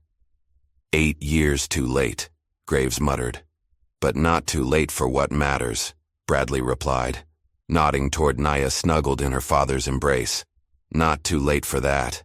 As morning light streamed through the courthouse windows, Elijah Carter held his family close, knowing his time might be short, but grateful for this moment of vindication. His daughter's drawings covered his lap, pictures of truth and justice, of love stronger than lies, of light finally breaking through 8 years of darkness. The truth had won, not just for Elijah, but for every person who had carried the weight of Palmer's corruption. The city would never be the same. But then, truth has a way of changing everything it touches. And in the end, it was a child's faith that lit the way, a little girl's drawings that mapped the path from injustice to redemption, proving that even the most carefully constructed lies cannot stand against the pure, unwavering light of truth. The morning of the final hearing arrived with a gentle sunrise that painted the courthouse in shades of gold. The building's marble steps, usually empty at this hour, were packed with reporters, activists, and members of the public drawn by a story that had captured the city's heart. Inside the courthouse, Elijah Carter sat in a wheelchair, oxygen tank, humming softly beside him. The prison jumpsuit was gone, replaced by a suit Jordan Hayes had brought him, his first real clothes in 8 years. Though the fabric hung loose on his gaunt frame, he sat as straight as his weakened body would allow. Every breath was a struggle, but Elijah refused the morphine Dr. Maxwell offered. "Need to be clear," he whispered. "Need to see this through." Monica and Nia waited in an anteroom, both dressed in their best clothes. Nia wore her yellow dress again, insisting it had brought them luck last time. She sat cross-legged on the floor, adding final touches to a new drawing. "What are you drawing now, baby?" Monica asked, smoothing her daughter's hair. "Our future," Nia replied without looking up. "After Daddy comes home." The courthouse filled quickly. In the gallery, firefighters began arriving, dozens of them, all in full dress uniform. Many were faces Elijah hadn't seen in 8 years, men and women who'd once been his brothers and sisters in service. Thomas Baker, the one who'd first voiced doubts about Elijah's guilt, led the group. They filed in silently, filling 3 full rows. Each wore a black band across their badge, a symbol of mourning for the years stolen from one of their own. Jordan Hayes arrived with Andre Lewis, both men looking exhausted but determined. The past few days had been a whirlwind of depositions and evidence processing. Andre's testimony had been the first crack in the wall, But what followed was an avalanche of truth. Detective Graves was wheeled in by Officer Bradley, still weak from his suicide attempt, but insistent on being present. The former detective's face was ashen, but his eyes were clear for the first time in 8 years. Charles Palmer was brought in wearing handcuffs, his expensive suit replaced by prison orange. His empire had crumbled overnight, banks freezing accounts, partners distancing themselves, politicians suddenly developing amnesia about their longtime friendship. Judge Thompson entered the courtroom, his face grave. The past week had forced him to confront his own role in this injustice. Every bribe he'd taken, every objection he'd wrongly sustained, every motion he'd denied, all of it had helped steal 8 years from an innocent man. The court will now hear final testimony in the matter of the state versus Elijah Carter, he announced, his voice carrying none of its usual authority. Given the extraordinary circumstances and new evidence, we will proceed differently today. The judge turned to where Detective Graves waited. Detective, are you prepared to give your testimony? Graves gripped the wheels of his chair, pushing himself forward despite his weakness. I am, Your Honor. The courtroom fell silent as Graves began to speak. His voice, though shaky, grew stronger with each word of his confession. 8 years ago, I helped frame an innocent man. Charles Palmer ordered me to destroy evidence that would have proven Elijah Carter was nowhere near that warehouse when it burned. Security footage, witness statements, phone records, all of it gone. He turned to face Elijah directly. I watched you with your daughter in that first trial. Watched how you tried to be strong for her even as we buried you under lies. Every night since then, I've seen your face in my dreams. Seen that baby girl crying for her daddy. Tears rolled down Graves' cheeks. I'm sorry. I know that's not enough. Nothing could be enough. But I'm telling the truth now. Finally, Elijah Carter is innocent. We all knew it then, and we know it now. Jordan stood. Your Honor, I'd like to call Sarah Palmer to the stand. Sarah. Palmer walked forward, her designer clothes and perfect makeup unable to hide her distress. After taking the oath, she smoothed her skirt with trembling hands. Mrs. Palmer, Jordan began gently, please tell the court about the night your husband died. Sarah's carefully constructed facade crumbled. Leon came home angry that night. He'd discovered files proving Charles was using the warehouse for insurance. Fraud. Said he couldn't stay quiet anymore, couldn't be part of the corruption. She dabbed at her eyes with a tissue.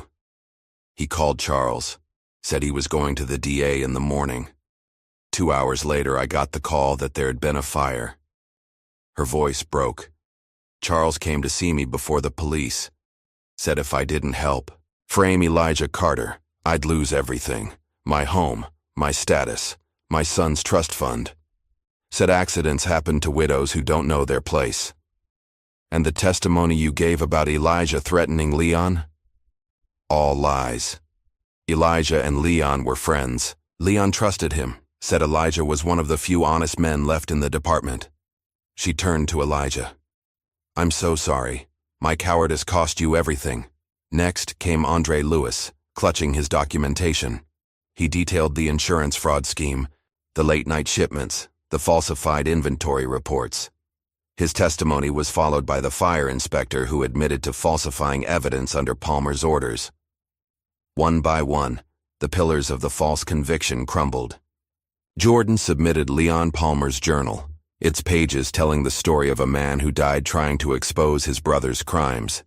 The federal investigators presented their findings, a web of corruption that had ensnared judges, politicians, and police officials.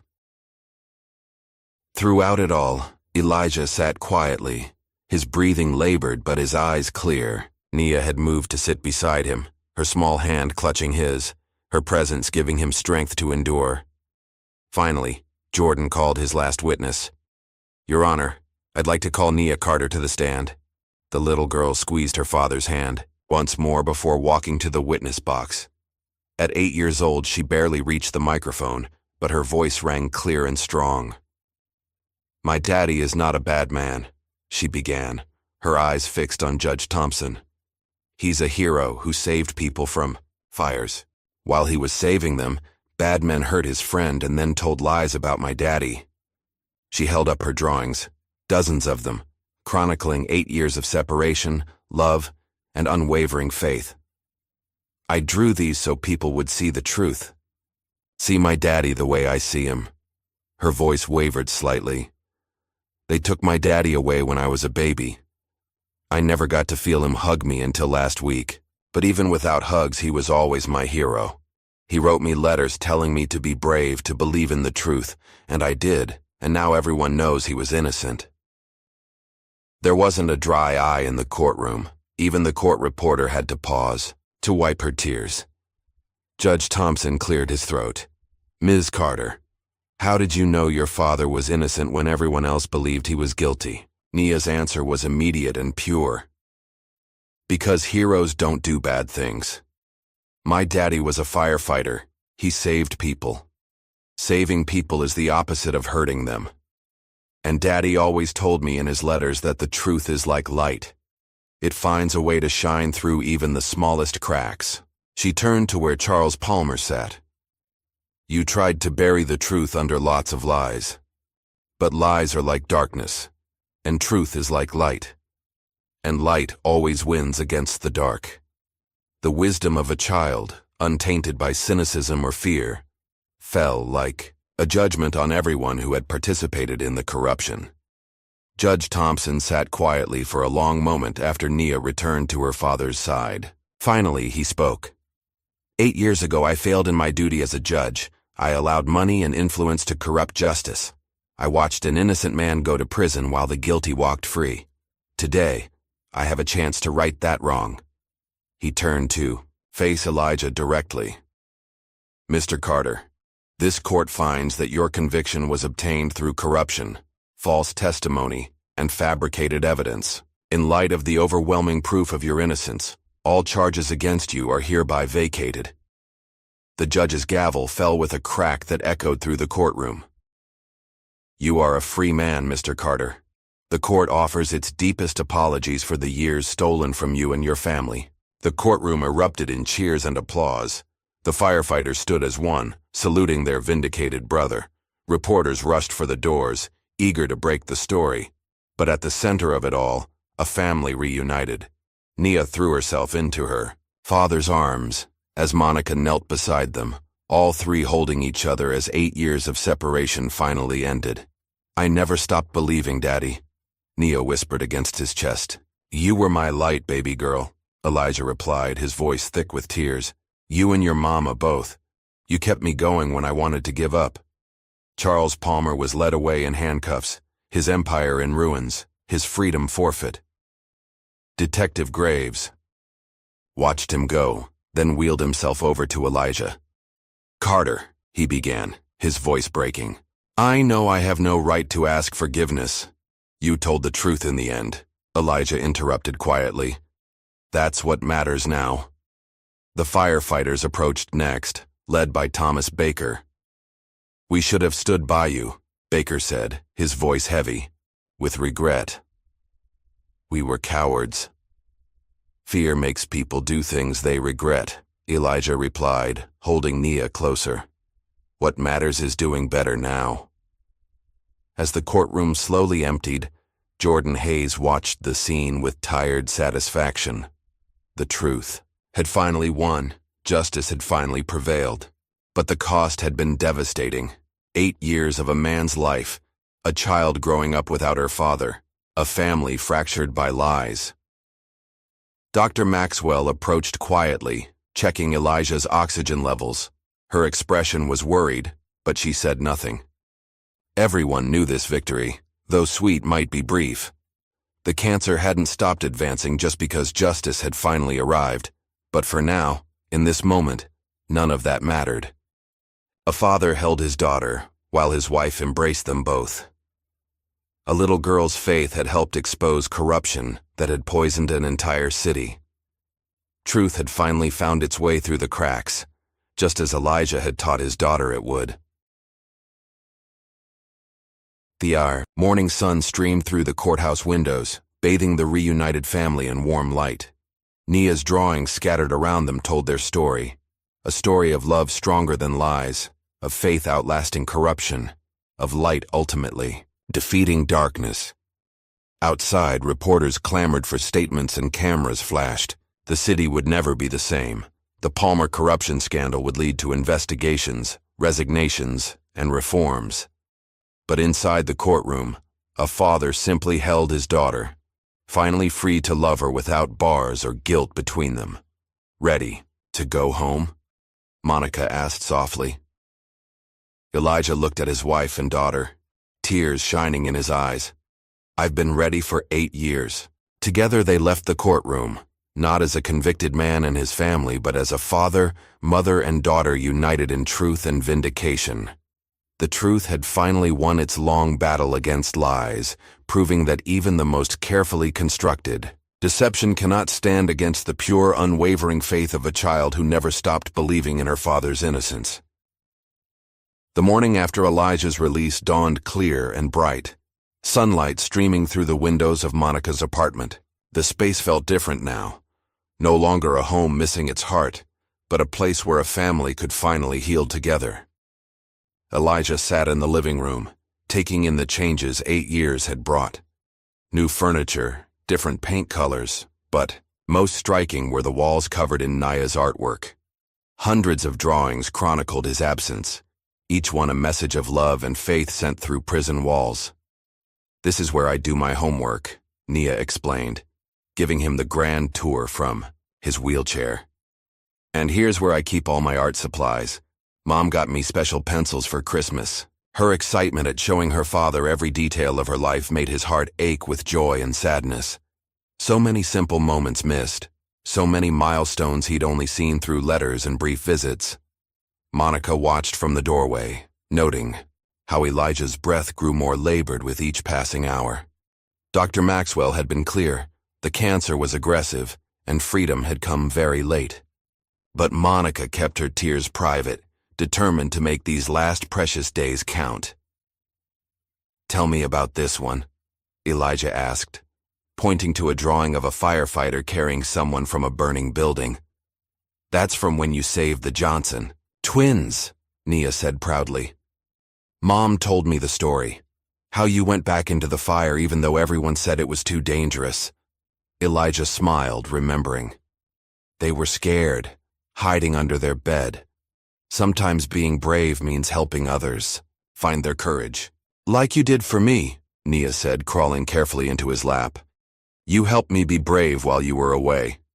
He wrapped his arms around her, breathing in the scent of her hair. "No, baby girl. You helped me be brave. Your letters, your drawings, your faith in me. That's what kept me going." Throughout the day, visitors came to welcome Elijah home. Jordan Hayes stopped by with paperwork for a civil lawsuit against the city, but Elijah waved it away. "I don't have time for more court battles," he said simply. "I just want to be with my family." Thomas Baker and other firefighters arrived in the afternoon, bringing Elijah's old helmet, polished to a shine, his name still clearly visible. "We kept it," Baker explained, his voice rough with emotion. "Kept believing someday you'd want it back." Elijah ran his fingers over the familiar surface, remembering the weight of it on his head, the trust it represented. "Thank you," he said softly, "but this belongs to the next generation now." He turned to Nia. "Would you like to keep it, baby girl?" Her eyes widened as she accepted the helmet reverently. "Really? But it's yours, Daddy." "Now it's yours. A reminder that being brave means standing up for truth no matter how hard it gets." Officer Bradley visited briefly, bringing news that Charles Palmer had agreed to a plea deal, implicating dozens of corrupt officials. The city was in upheaval as the full scope of Palmer's corruption came to light. "You started something big," Bradley told Elijah. "Your case is going to help clean up this whole city." But Elijah's focus remained on his family. He spent hours listening to Nia read her favorite books, watching her draw, soaking in every detail of the daughter he'd missed growing up. Despite his increasing weakness, he fought to stay present for every moment. That evening, as the sun set, Monica found him looking through Nia's old drawings. She never missed a day, Monica said softly. Every single day she drew something for you. You did an amazing job with her, Elijah replied, taking his wife's hand. Kept her faith alive when everything was trying to kill it. Kept my memory alive when it would have been easier to let her forget. You were always alive in her heart, Monica said, tears finally falling in both our hearts. As night fell, Elijah's breathing became more difficult. Dr. Maxwell, making a house call, adjusted his oxygen and finally convinced him to accept some pain medication. You need to rest, she urged gently. But Elijah was afraid to sleep, afraid to miss a single moment with his family. He fought to keep his eyes open as Nia curled up next to him on the bed, showing him her latest drawing, the three of them together in a garden full of flowers. See, Daddy? This is our future, she explained, pointing to the details. We're having a picnic, and you're telling stories about being a firefighter, and everything is perfect. Elijah pulled her close, his heart breaking with the knowledge that this future would never come. It is perfect, baby girl, just like you. Late that night, after Nia had finally fallen asleep, Monica sat beside him in the darkness. I'm not ready, she whispered. We just got you back.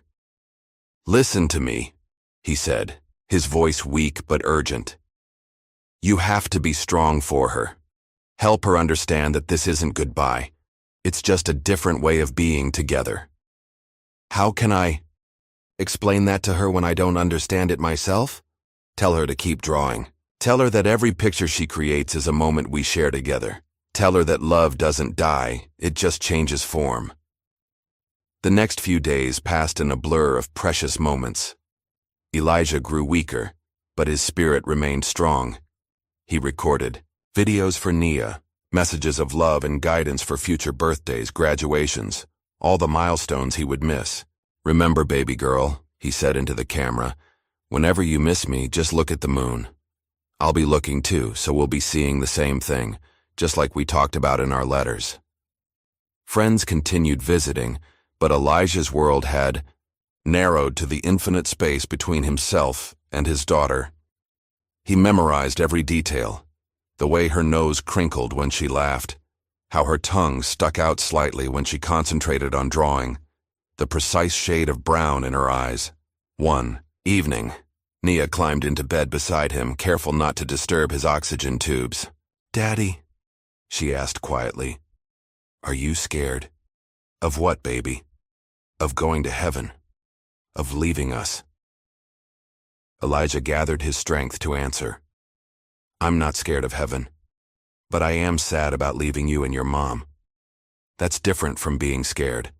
Though, being sad about leaving people you love just means you loved them well.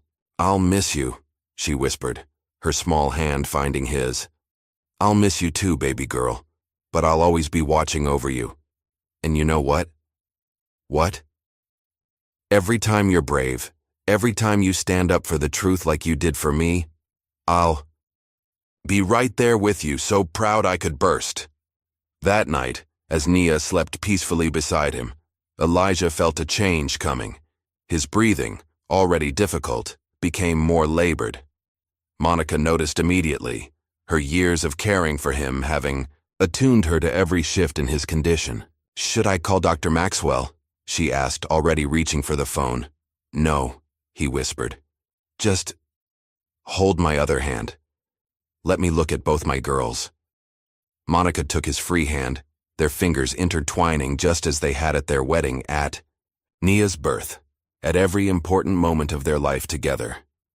Tears fell silently as she watched her husband memorize their daughter's sleeping face. You were right, he breathed, his voice barely audible. All those years, all those letters. You said the truth would come out. You never stopped believing. Neither did you, Monica replied softly. Tell her I fought to stay as long as I could. Tell her these days with her were worth everything. Tell her. His voice trailed off as his eyes closed. his grip on their hands remaining strong even as his breathing slowed. Monica watched as peace settled over his features, the lines of pain and worry finally easing. When morning came, Nia woke to find her father gone, a slight smile still on his face. She didn't scream or cry.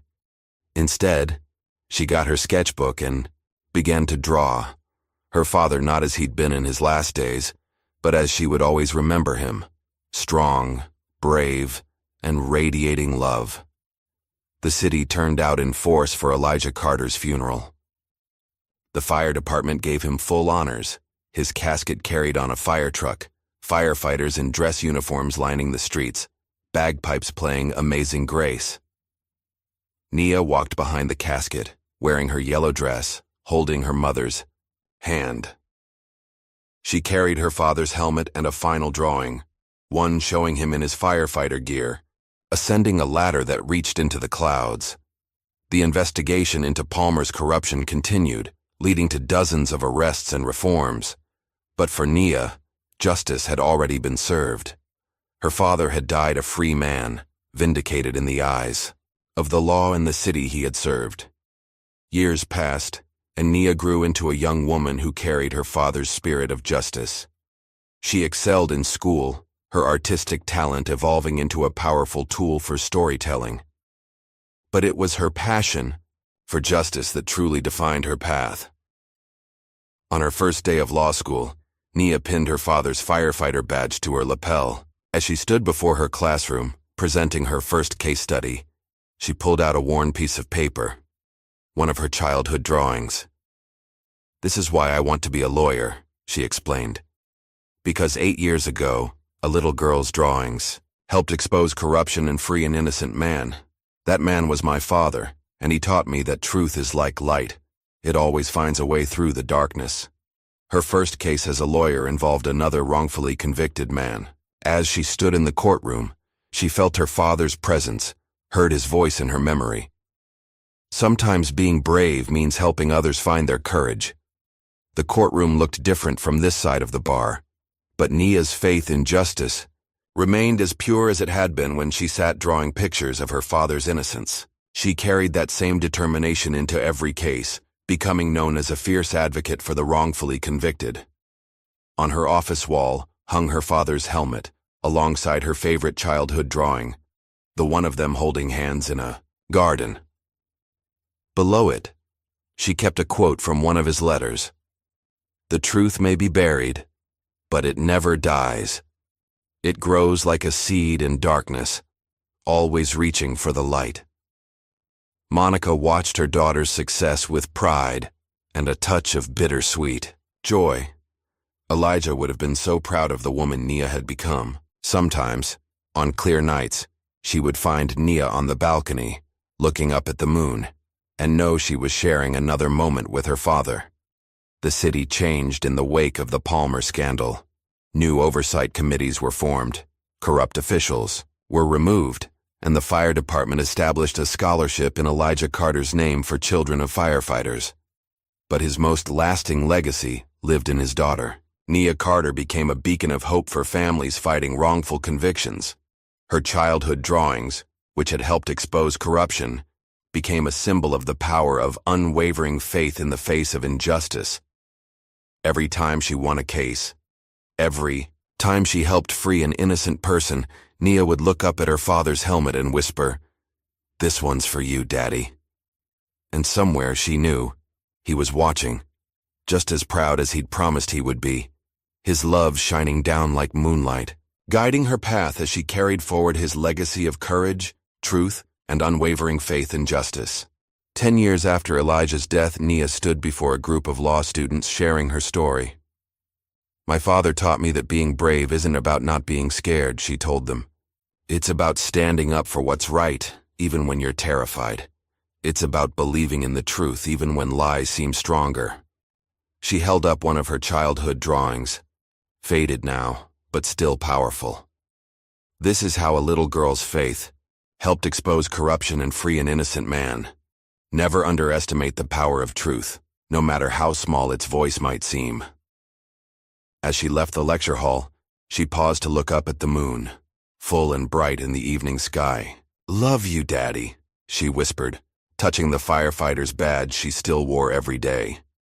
The wind brushed her cheek like a gentle caress, carrying the eternal truth her father had taught her, that love transcends prison walls, outlasts corruption, and shines like moonlight through the darkness of injustice, lighting the way for those brave enough to follow its path.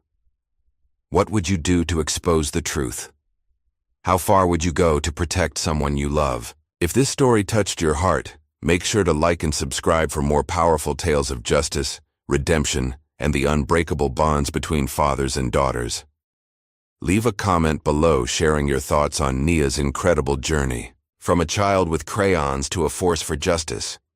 Remember, sometimes the smallest voices speak the loudest truths.